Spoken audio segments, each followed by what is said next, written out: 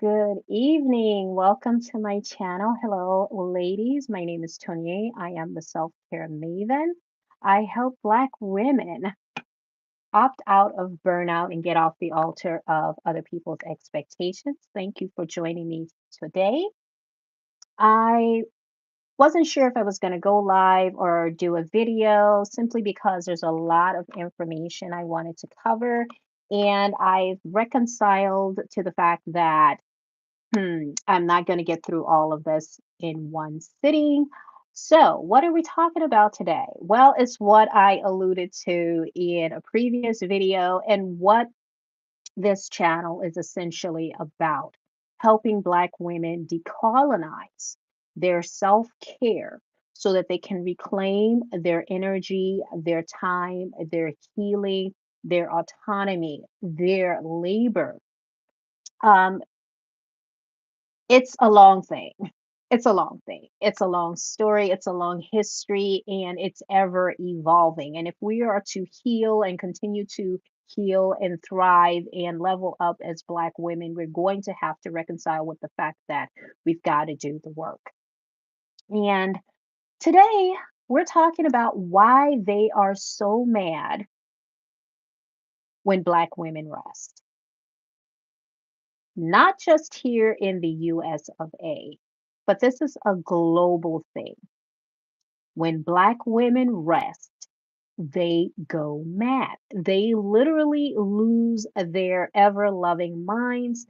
Case in point, what happened here last year during this time of the year, during the election season in the US of A, after the debacle that was the election results with we showing up as a collective, not just Black women, a lot of these movements, a lot of these social justice movements, things that are geared towards improving the life we live as a collective, as human beings, to improving the way we live, to making things better. Hi, for making things better for all of us as human beings. That weight has been largely borne by Black women. And so when I say why they get so mad when Black women when Black women rest, you'll begin to understand. I have a couple of notes here, and I do talk about I'm going to talk about how the fact that historically, because of what this country has been built on, this country, for those who've been living under a rock and have no concept of what's going on historically and what has been going on, Black bodies, Black and brown bodies have been a source of labor, exploited labor, resources, and energy since the inception of this thing called white supremacy. And I don't want to go too far off into the woods with that because I want us to understand why they get mad when Black women rest. And there is historical context behind that. Black people were enslaved, brought from the continent, our continent of origin, into the New World and other parts of the world. We were exploited for our knowledge, for our resources, for our labor. And this has been a prevailing theme. And while there have been times when we fought back and things of that nature, largely our communities have been marginalized. Now here in the US of A, where things are have been on a progressive track, Black women have been the backbone of progress and making life better for everyone. Why? Because when you live at the intersection, there's so many points of intersectionality, especially if you're a Black woman, when it comes to systems of oppression. Patriarchy is the umbrella of all of that, but then you have racism and white supremacy, also known as white degeneracy, but that's a whole nother thing. But when you are a marginalized group at the intersection of all of this, and you're trying to move things forward, by default, you end up fighting and laboring not just to make things better for yourself as a marginalized group, but for other people who are marginalized. And it has been the point of Black women, it's been this default labor of Black women to give from a place of emptiness, to swallow all the ills, take on all the burdens, and be the least respected and giving the least opportunity and access to things called rest. And rest is sacred. Rest is something that every autonomous human being is entitled to. But here in the US of A, because of all of these systems of oppression and exploitation, Black women and Black bodies, Black women in particular, though, Black bodies have become political because what? When you deny those who benefit from exploiting your labor, exploiting your resources, exploiting your energy, and marginalizing you, when you begin to say, no more, we're cutting this off, those forces are always going to push back. So you end up burning out, being impacted from a health perspective generationally. And the research is a huge body of research that's come out, and it's come out over the last 10 years that speaks to the epigenetics of trauma and marginalization. And it is a thing. And this is true not just for Black people, but this is true for marginalized groups across the world. Now, I'm specifically speaking to Black women here because we're here in the US of A, and there's a lot going on politically. And historically, what happens in the US in terms of voices that are heard and progress that is made in terms of human rights and social justice, we here in the US seem to lead the charge for that. So it's very important that we as Black women understand that when we're all right, everybody else is going to be all right. Now, I think we know that intuitively. And I also will argue too that the powers that be recognize that as well. And that's why there's been such a huge uptick in violence against Black women. Um, Microaggressions, which is covert racism too. But all of these things, all of these systems, all of these practices, they impact us from a health and wellness perspective. And so when we think about, okay, what is what's really going on, because I don't think any Black woman out there hasn't heard about some Black woman who lost a job recently. In the last couple of months, we've lost Black women as a whole here in the US of A that has been documented. We've lost over 300 plus thousand jobs in that short time span. And then there's been a dramatic increase in unemployment and among Black women and Black men and Black and Brown people at large here in the US. And this is recent, and we understand what's going on socially and politically that's at the forefront driving that. So when it comes to self-care, because this is all contextual information and background information for what we're really centered on, which is decolonized self-care for Black women and the power of that and how that not only mitigates a lot of the external violence and microaggressions that we experience. And violence doesn't have to be necessarily overt physical, but it's seen in systems of oppression and exploitation where Black women are expected to disproportionately um, carry the weight of, expectations in terms of excellence in the workplace, giving 150% when everybody else is fine with 70, being mediocre, which is one of the reasons why Black women have, one of the largest uh, percentages of higher education, and not just higher education, degrees and certifications, simply because when we are in school, growing up in our communities, in our households, we are told you have to work 4 or 5 times as much as your white counterpart, female or male, in order to get half as much of what they get. And even the wage scale bears that out in terms of what the average Black professional Black woman makes relative to her white counterpart.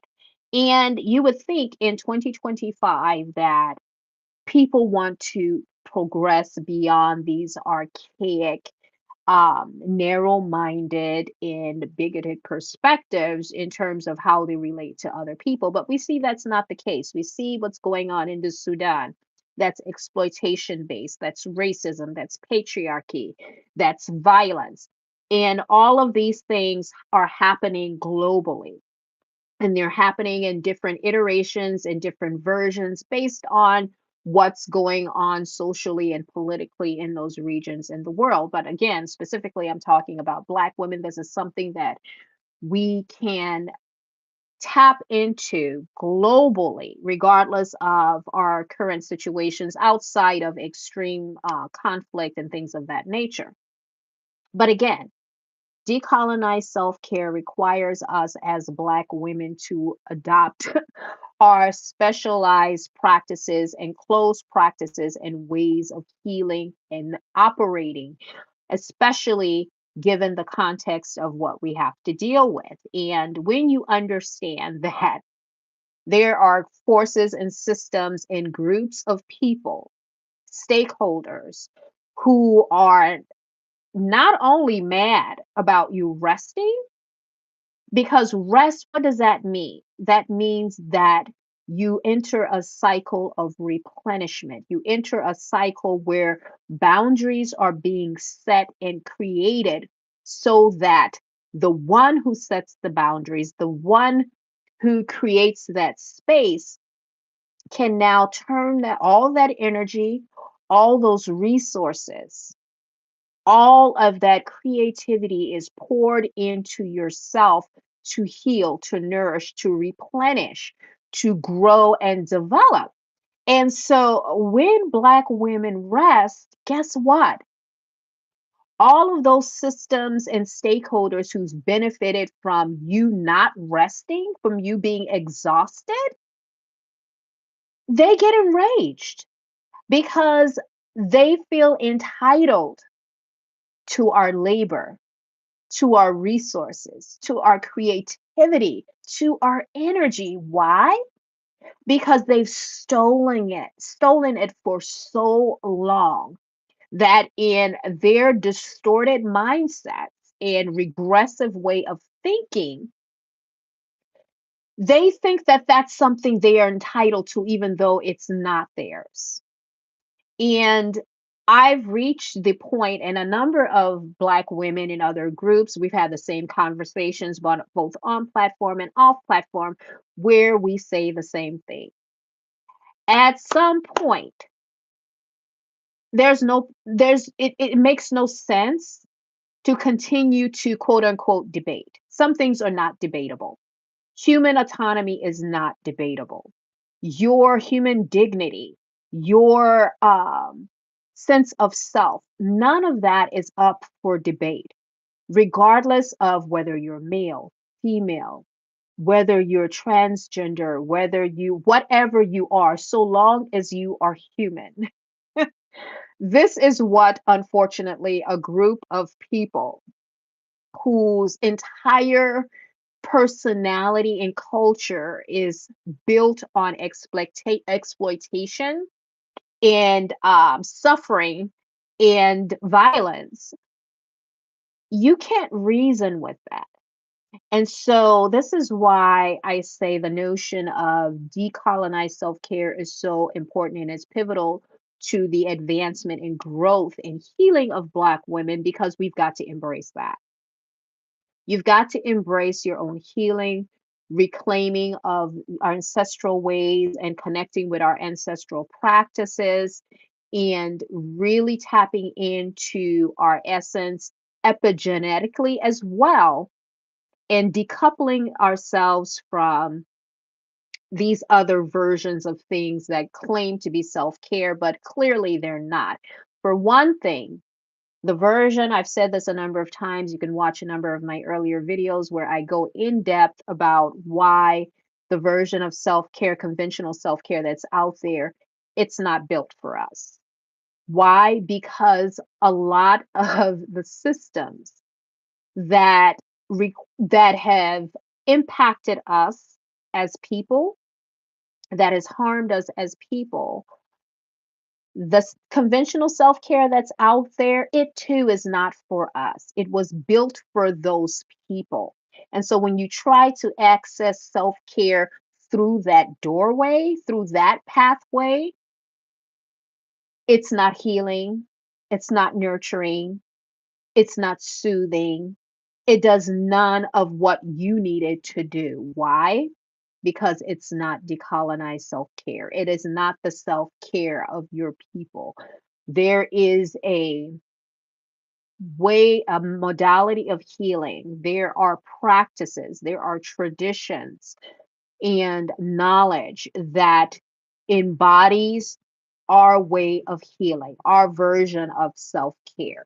And a lot of indigenous groups are beginning to reclaim and tap into their indigenous ways of self care as well.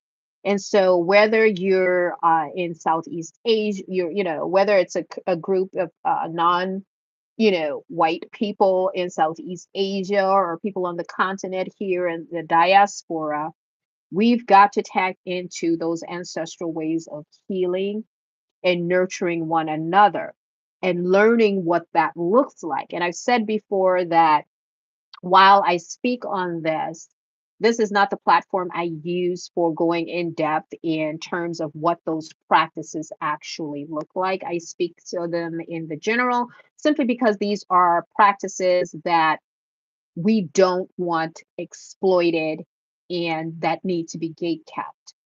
Uh, Traditional ways of healing for us as Black people include things like hoodoo. That is a closed practice. That is something that is lineage and ancestral based. That is not something that is accessible to other groups, regardless of what arguments they want to put out there. And that's not open for debate.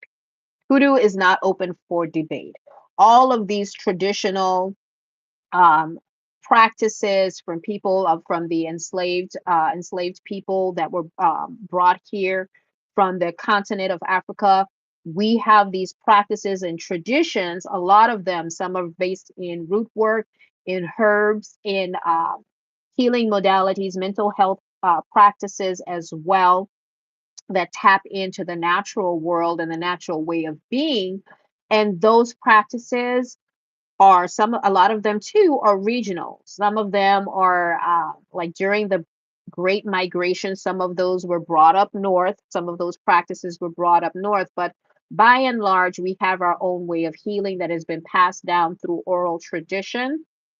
Some of it has been documented, written work, but again, these are practices that we need to keep closed because when you don't protect them, those same forces that have exploited our bodies want to exploit our practices. And this is again why we've had to create special places, safe spaces for us to heal. Because I'm just opening my notes here. When it comes to healing, when it comes to decolonized self care, you recognize that healing, nurturing, resting, true rest, where you're in a safe space so that your body can relax, so you can tend to the nurturing that's needed mentally, spiritually, and emotionally. That all has to take place in a safe space. By definition, conventional, what's masquerading and being marketed to everybody, including Black people, it's being marketed to people, is not self-care. It is a commercial, bastardized version of ripped off and repackaged practices from all over the world, largely from indigenous people that have been co opted, repackaged, colonized from other parts of the world. And those practices, when things are taken out of context, I'm going to harken back to my uh, background in anthropology and archaeology. When you take things out of context, a lot of the information is lost and it gets skewed and misunderstood. And the same thing applies to traditional practices of healing and nurturing. When you strip them from their original context, from their spiritual meaning and their cultural essence, it's no longer what it was intended for. It becomes, in a lot of instances, it even becomes harmful because the essence of what it was supposed to take care of, address, has been lost. And the same thing is true of conventional self care. And that's why I had to grow into and learn and tap into decolonized self care, which begins in the mind. For us, it always has to start in the mind. You have to decolonize yourself. You have to unpack the anti-blackness. You must unpack the shame, the stories, the lies that have been told to us and baked into us as a people who have been subjected to horrors that are unique to our experiences as Black people here in the diaspora. And we've got to do that work in order to create the necessary uh, structures and practices that are healing, that are nurturing, and allow us to expand and grow and tap out of and decouple from the crazy that is the exploitation and white supremacy that permeates a lot of the world around us. Unfortunately, that is what colonization has done. Colonization has happened all over the world to all Black and brown people. This is true. For more than 90% of the population, that is for the global majority. That it's just the reality of it. And so when it comes to self-care, you have to be extremely careful in terms of what you allow in that space and what that space you call self-care. Self-care, again, decolonized self-care is very different from the version that's marketed out there that's largely structured and embodies, or actually, I would say, another iteration, another version of colonizing and exploitation. Because the structures that created these toxic systems of exploitation, capitalism, marginalization, patriarchy, sexism, misogyny, all of those systems are packed into that version of self-care. That's why you see them marketing everything from the rooter to the tutor. A lot of the stuff is marketed to the influencers or by people who don't even look like you and I. And I've said this to before. I've said this to friends. I've said this to clients and potential clients, Black women. If your intent is to practice self-care and to use that as the vehicle it was meant to for self-liberation, healing, and maturing, and really stepping into your power, harnessing your power as Black women, as Black people, you've got to practice decolonize self-care. because the version that's out there is going to strip even more from you. It is not a safe space. And that's why largely you're seeing, beginning to see, especially in social media, you're beginning to see communities being built by people of color and by Black women and Black people, because we are recognizing, we are awakening to the fact that our spaces for healing, one, they must be gate kept. Two, they need to be closed, also known as gate kept. But three, must be created and nurtured and policed by us. Otherwise, you can't do any of the healing and unpacking that needs to happen. Why? In order for anything to heal and or in order for anything to rest, truly rest, if you look in the natural world, all of this resting, this sense of this whole umbrella of what defines rest, that always takes place in a location, in a space of safety. It is defined by safety. As a Black woman, as Black people, none of that colonial space is safe for us. None of it. If it's not violent overtly, it's violent covertly. Microaggressions, the weird looks, the feeling, the energy that presses on you that lets you know that one, you're the token person in that token Black woman in that space. We understand and have to navigate already that in a lot of spaces we are pushing through, were not built for us, whether it's the professional space or the social space. We already understand we have to navigate that externally.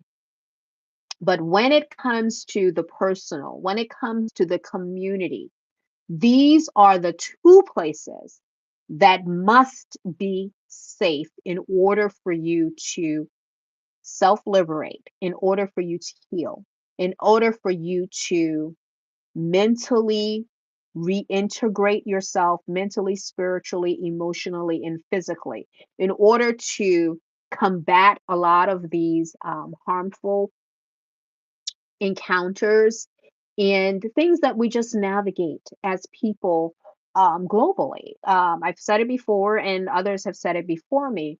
We understand that the world is anti Black. That's just what it is. It's not going to change probably in our lifetime, in our those of us who are Gen X, who are millennial, Gen Z. That's not going to change in the immediate future. Why? Because a lot of these systems of patriarchy, primarily, and white supremacy and sexism. Those systems have to be destroyed, utterly and completely dismantled. And that takes work. Why? Because even when you look at it at the national and local level, there is a push and pull going on already.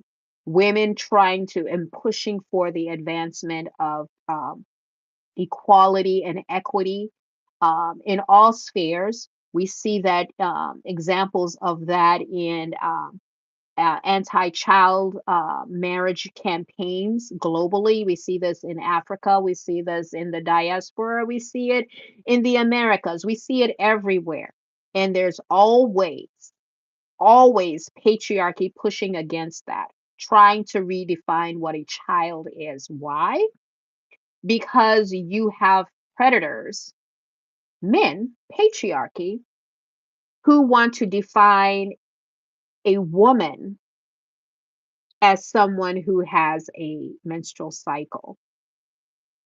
Now, for any scientists out there, we already know children, girls, have menstrual cycles. That does not mean you're an adult. And that doesn't mean you have the ability to consent. So you understand what I'm saying. These are just examples of a lot of what women have to deal with globally, and specifically Black and brown women. Here in the US, it is an issue too. with protection of the bodies of Black girls. The missing uh, Black and Indigenous girls, those are many local campaigns across the country, but these things are not amplified in mainstream media. Why? Because the dominant culture does not value Black and brown bodies. And these are historical things. These are things that have been going on and cooking in this place into a toxic soup for well over 400 years.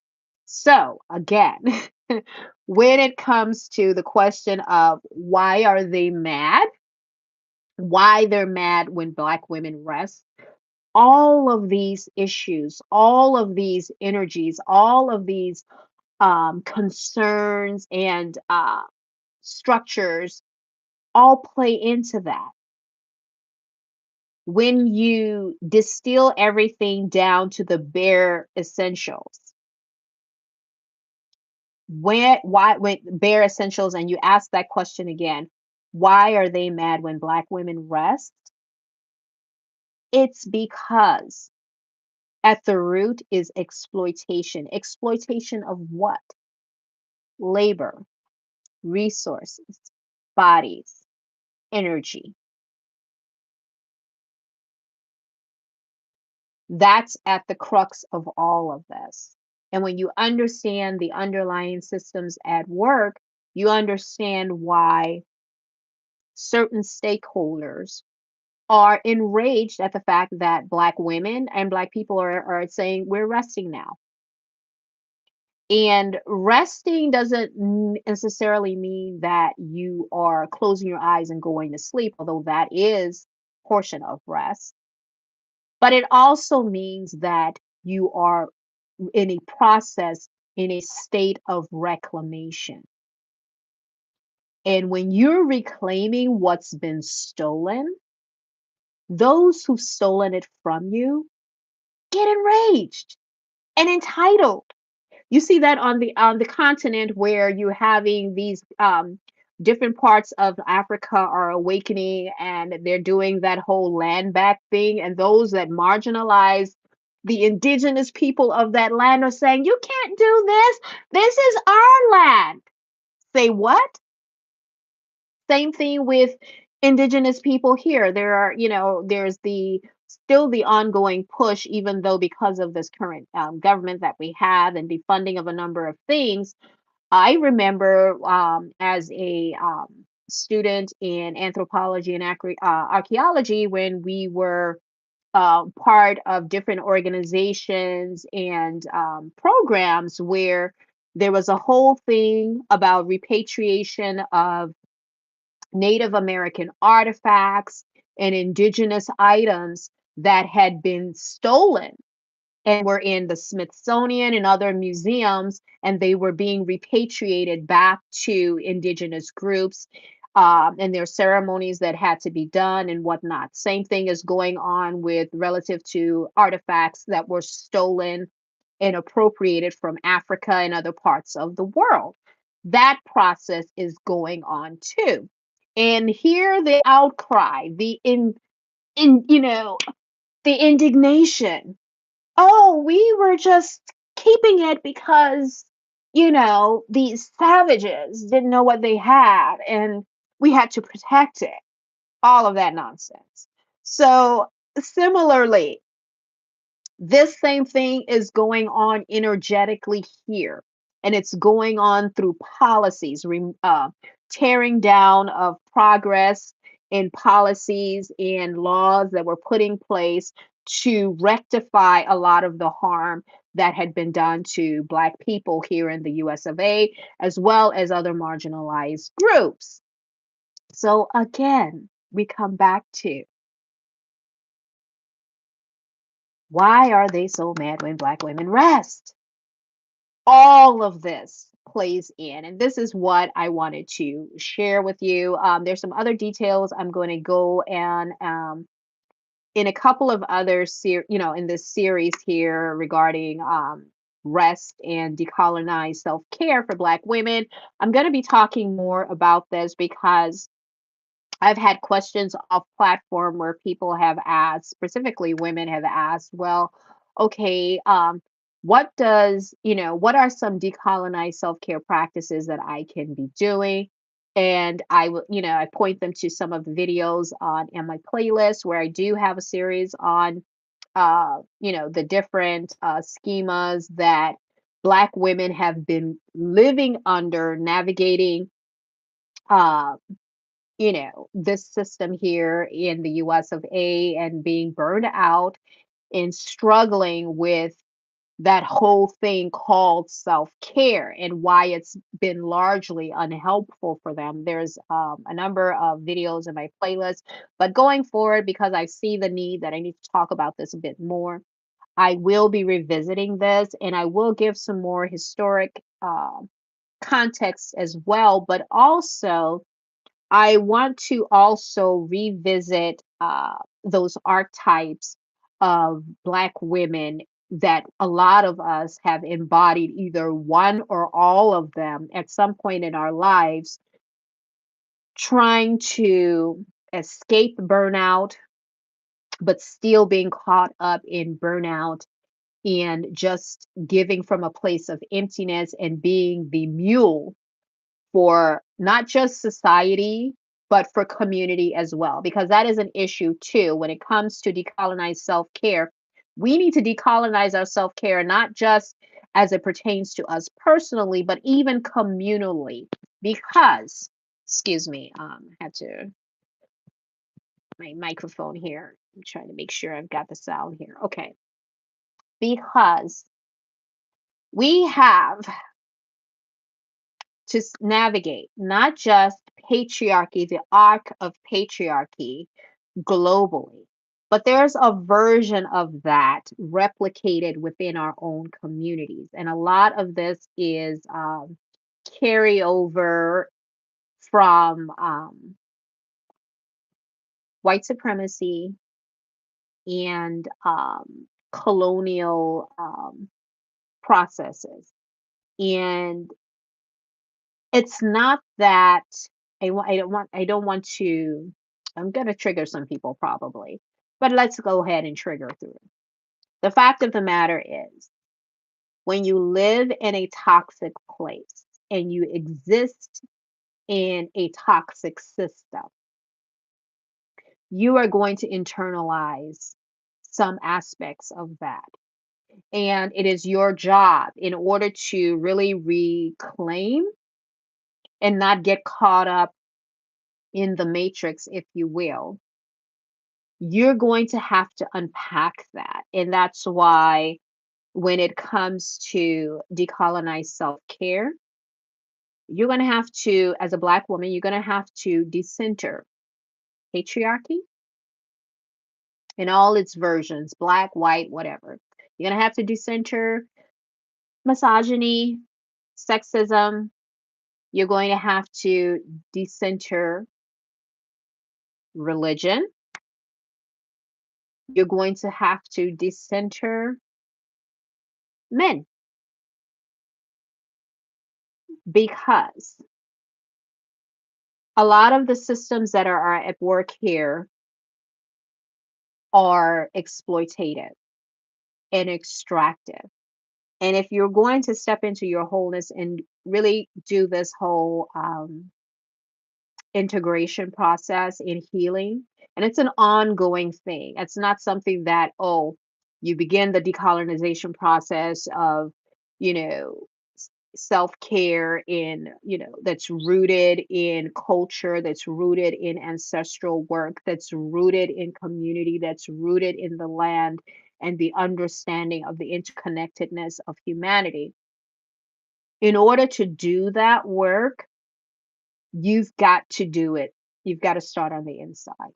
And there are, some people will embark on that journey and some will not, and that's okay. Everyone on this plane of existence has agreements. And I love to connect this to Don Miguel Ruiz's book, The Four Agreements, where he talks about making agreements spiritually. Even on some level, it's unconscious, but it's an agreement of sorts that you're making, whether it's with the universe, with society, other people, or yourself.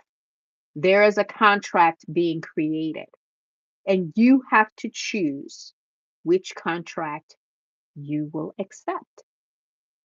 And to walk in the power and liberation and autonomy of being a Black woman, that is not for the weak. And I would say that that's why a lot of people, we have been stereotyped as being so strong, not just because we carry the labor and the work of the whole world on our shoulders, especially in the arena of social justice and just making the world a better place for everyone, but because being a Black woman globally, wherever you are, there is just something that is built into us that is ancestral to all of us, whether you're in the diaspora or on the continent, as being when you're the blueprint, you're just that is your that is your lot in life. And so I'm not going to go too far out in the weeds on that. Regardless of what your thoughts are on that, that is truth. That can't be argued. The Eve gene can't be argued. That's just it, what it is.